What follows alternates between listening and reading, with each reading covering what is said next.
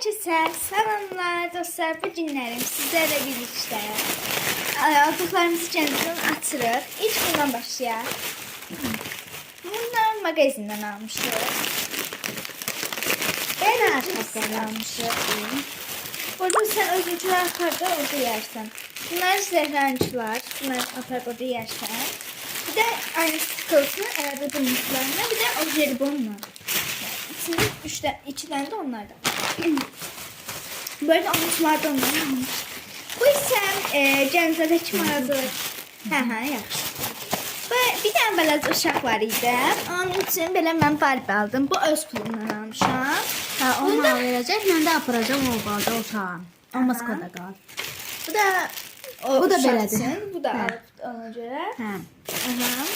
Sonra eyni aldıqlarımızı alsaq. Belə 2 ədəd maska almışıq. Bu Zəhranın. Bu da yox, bu da Zəhrançı. Mən açmışdım. Biraz açmışdı Zəhra. Belə mənki bu, o da sənki. Sonra sən özünçülər qoyaraq gedəndə apararsan. Bu bilesklərimiz. Bu Zəhran bileski. Göstər. Çəkək. Verin mənim də belə bileskim. Aç elə bileski. Bax. Qız bu nədir?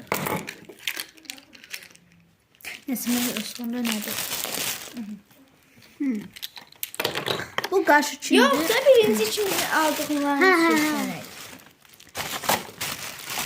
Belə daim qız üçün və Zəhra üçün belə 4 dənə. O sənin. Bunlar da daim qız üçün və mənim üçün. Baxın. Aha, orasını göstərir. Sonra artıq qaldı öz. Belə bu xalası üçün aldım. Bunda mən O öz balaca anam uşağın üçün. anasıdır. Adını indi verməyək. Mən həm anama almışdım, özümə də belə bir şey aldım. Bunu əslində krem sürtmək üçün almışam. Yəni Bunun qarası hardır, onu göstərlər.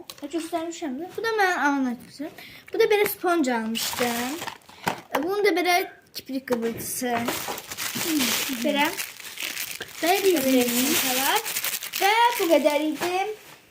Öpdük. Bay bay.